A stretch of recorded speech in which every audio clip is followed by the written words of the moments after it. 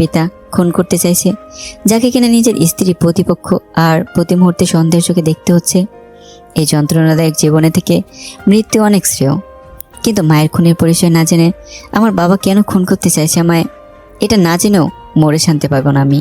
তাই আমাকে যে করে হোক সমস্ত প্রতিকূলতার সম্মুখীন হতে হবে। এর থেকে পালিয়ে বাঁচার কোনো রাস্তা নেই আমার।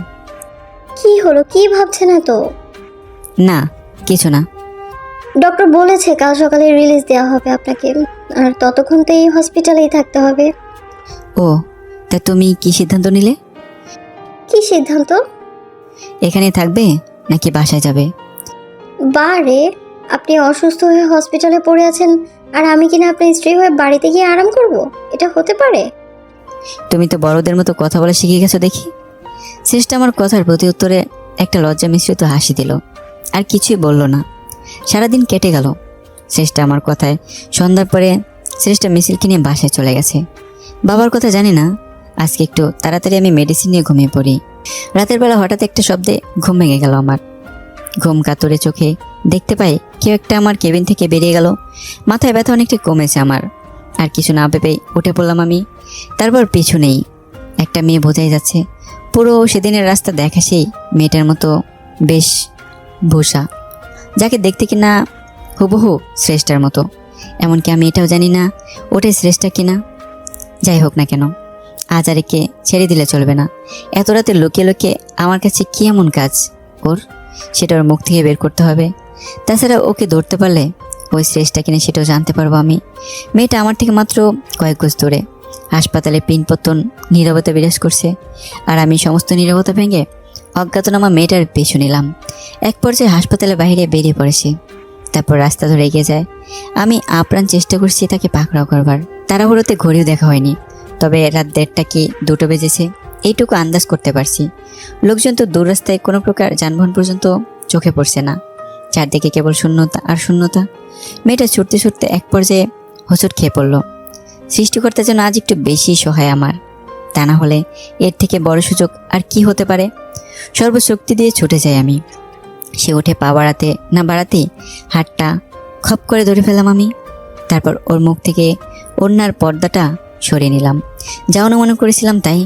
রাস্তায় দেখা হওয়া সে মেয়েটা, নিজের সামনে যেন শ্রেষ্ঠাকে দেখছি আমি। মেয়েটা নিজেকে ছাড়িয়ে পালিয়ে যেতে চাইছে, কিন্তু আমার হাত থেকে নিজেকে মুক্ত করা যে এত সহজ নয় তার জন্য। কোথায় পালাচ্ছ? তোমার সব খেলা শেষ, ধরে ফেলেছি তোমায় আমি। ছাড়ুন, আবার ছাড়ুন বলছি, ভালো হচ্ছে না একদম। ভালো হচ্ছে না মানে? রাতের বেলা একটা অপরিচিত মানুষের কাছে লুকিয়ে লুকিয়ে যাওয়াটা কি খুব ভালো কাজ মনে হচ্ছে তোমার কাছে? আমায় ছেড়ে দিন, প্লিজ ছেড়ে দিন আমায়। না, ছাড়বো না। আজ তো কিছুতেই ছাড়ছি না তোমায়। সেদিন তো পালিয়ে বেঁচেছিলে, আজ কে বাঁচাবে তোমায়?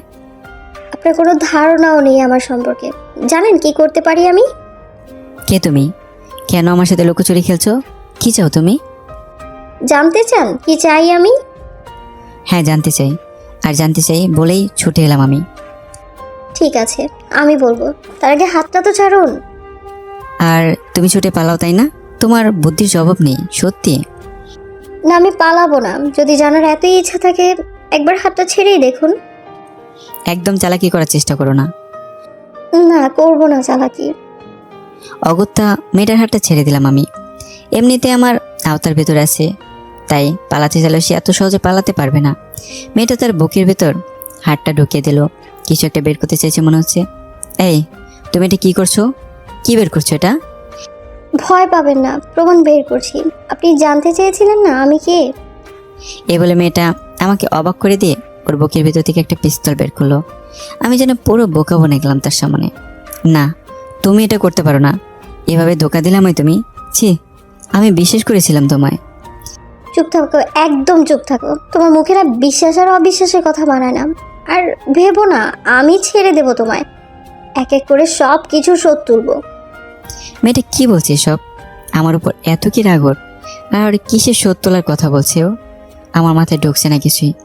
তুমি কি বলছো সব? যা বলছো ভেবে বলছো তো? আমি তোমায় চিনি না, জানি না।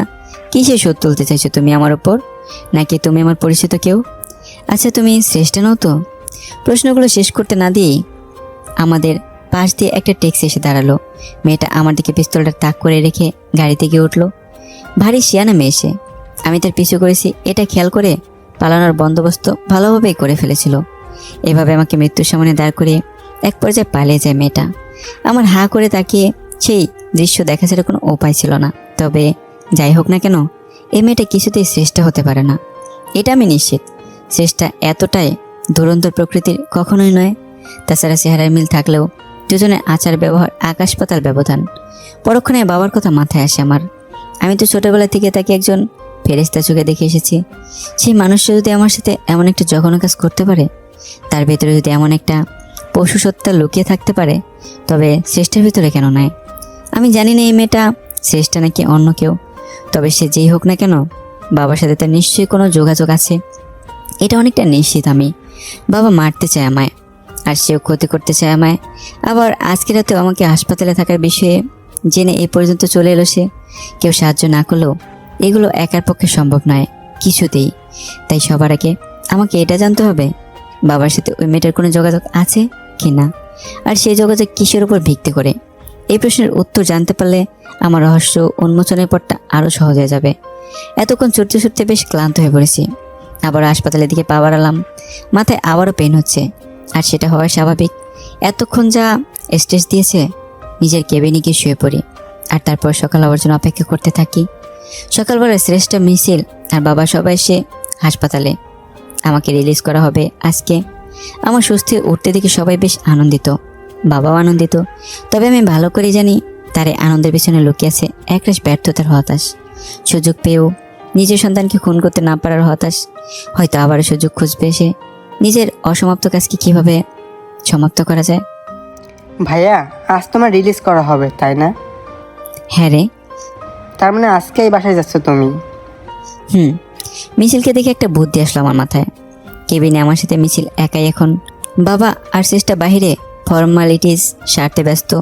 আমি মিছিলকে আমার কাছে ডাকি, শোন ভাই, একটু আমার কাছে আয়, আমার পাশে বস। মিছিল আমার কথা মতো আমার পাশে বসলো। আমি জড়িয়ে তোলাম ওকে, তারপর আর অধিক ঘনিষ্ঠ হলাম ওর। দেখ, তোকে একটা প্রশ্ন করি, কাউকে আবার বলবি না কিন্তু। কি প্রশ্ন ভাইয়া? কাল রাতে কার সাথে ঘুমিয়েছিলি তুই? তোর ভাবির সাথে নাকি বাবার সাথে নাকি একাই? বাবার সাথে ঘুমিয়েছে। কিন্তু তুমি জানো ভাইয়া, আমার খুব ভয় করছিল রাতে। ভয় করছিল? কিন্তু কেন? বাবা তো ছিল তোর সাথে। না, ছিল না। ছিল না মানে কি বলছিস তুই? তুমি তো জানো মাঝে মাঝে রাতে ঘুম ভেঙে যায় আমার। কাল রাতে ঘুম ভেঙে যেতে দেখি বাবা নেই পাশে। তখন খুব ভয় করছিল আমার। বাবা কোথায় ছিল তুই জানিস কিছু? না, তা তো জানি না, তবে সে আবার ভোর রাতের দিকে ফিরে আসে। তুই কি তাহলে এত সময় জেগেছিলিস? না, তবে বাবা রুমে আসতে টের পাই আমি। আচ্ছা, আর কিছু লক্ষ্য করেছিস? না তো, আর কি? ও, এই শোন, আমার আর একটা কাজ করে দিবি, তার বদলে যা চাবি তাই দেব। কি কাজ ভাইয়া? বাবার ফোনটা ম্যানেজ করে দে তো আমায় একটু। আর শোন, বলে যাতে বুঝতে না পারে আমি চেয়েছি ফোনটা। তুই গেম খেলার কথা বলে নিয়ে আয়। এটা কোনো কাজ হলো? আমি এক্ষুনি দিয়ে যাচ্ছি। মিছিল বেরিয়ে গেল। আমার ছোট ভাইটা সত্যিই খুব কাজের, ওর থেকে এত কিছু জানতে পারলাম। এখন বাবার ফোনটা হাতে পেলে হয়তো কোনো না কোনো ক্লু পেলেও পেতে পারি। তাছাড়া একবার ট্রাই করে তো দেখা উচিত, কারণ বর্তমানে ফোনটাই একমাত্র মানুষের যোগাযোগ মাধ্যম। অপরাধীর ফোন ঘটলে যেমন অনেক সময় প্রশ্নের উত্তর পাওয়া যায়। একটু পর মিছিল ফোন নিয়ে এলো। আমি ওকে বাইরে পাঠিয়ে দিয়ে ভালো করে ফোনটা ঘাঁটতে লাগলাম। বাবার সাথে নিজের পূর্ব অভিজ্ঞতা ব্যবহার করে ফাইল সেভ ওপেন করে ফেললাম। ভেতরে অনেকগুলো ফোল্ডার দেখা যাচ্ছে। হন্য হন্য হয়ে সব কিছু খুঁজতে লাগলাম, কারণ আমি ভালো করেই জানি কিছু থাকার হলে এখানে আছে। খুঁজতে খুঁজতে একটা ছবির দিকে চোখ আটকে গেল আমার। বাবার ফোনে শ্রেষ্ঠার একটা ছবি, তবে ছবিটা ঠিক শ্রেষ্ঠার নয়। মেয়েটার বেশভূষা সম্পূর্ণ সেই মেয়েটার মতো যার সাথে গতকাল রাতে দেখা হয়েছিল আমার। তার মানে আমি যা অনুমান করেছিলাম তাই, বাবার যোগাযোগ আছে ওর সাথে। মাথাটা বনবন করে ঘুরতে লাগলো আমার। যা অনুমান করেছিলাম তাই সত্যি হলো, বাবার সাথে যোগাযোগ আছে ওই মেয়েটার। তা না হলে তার গ্যালারিতে ওর ছবি থাকা কিছুতেই সম্ভব নয়। কিন্তু বাবার সাথে ওর সম্পর্কটা কি, এটা আগে জানতে হবে আমাকে। আর তার জন্য আমাকে যত যেতে হয় তাই যাব আমি। এরপর ডক্টর আমাকে রিলিজ করে দেন। সবাইকে নিয়ে নিজের বাসায় ফিরে এলাম আমি। ডাক্তার কিছুদিন রেস্ট নিতে পরামর্শ দিয়েছেন আমাকে। তাই কয়েকদিনের জন্য অফিস ছুটি নিয়েছি। ড্রয়িং রুমে বসে বসে মিছিলের সাথে টিভি দেখছি। হঠাৎ একটা বল এগিয়ে আসলো আমার দিকে। এই যে আপনার জন্য চিকেন স্যুপ। Chicken soup? তুমি তৈরি করেছো এটা? হ্যাঁ, আমি তৈরি করেছি। কেন, কি হয়েছে তাতে? এটা শিখলে কবে তুমি? তুমি তো স্যুপ তৈরি করতে জানতে না। বারে, কে বললো আপনাকে? অদ্ভুত ব্যাপার, বিয়ের আগে শ্রেষ্ঠ আমায় নিজেই বলেছে ও স্যুপ তৈরি করতে পারে না। এই কয়েকদিনের ভেতরে ভুলে গেল কি করে? কি হলো, কি চিন্তা করছেন? তুমি আমায় বলেছিলে একবার, মনে আছে, তুমি স্যুপ তৈরি করতে পারো না। বিয়ের আগে তোমার বাসায় যখন গিয়েছিলাম আমি, তখন বলেছিলে, মনে আছে তো?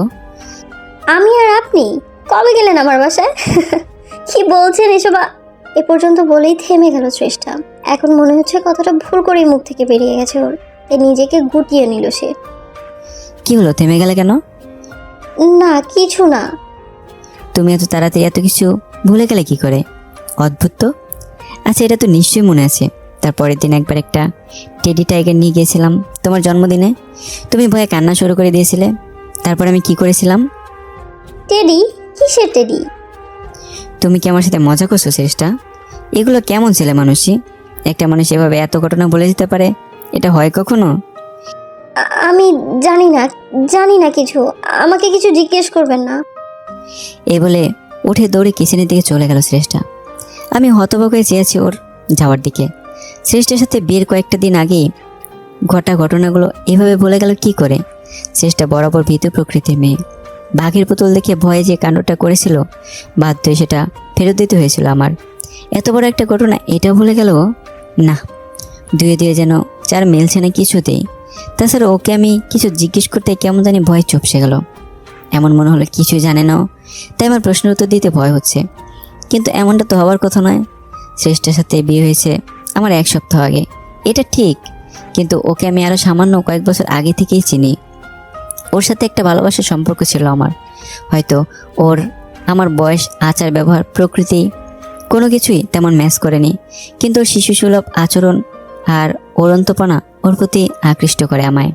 তাই আমি শ্রেষ্ঠাকে ভালোবেসে ফেলি। শ্রেষ্ঠার সাথে কাটানোর প্রতিটি মুহূর্ত জলের মতো পরিষ্কার এখন আমার কাছে। শ্রেষ্ঠার এই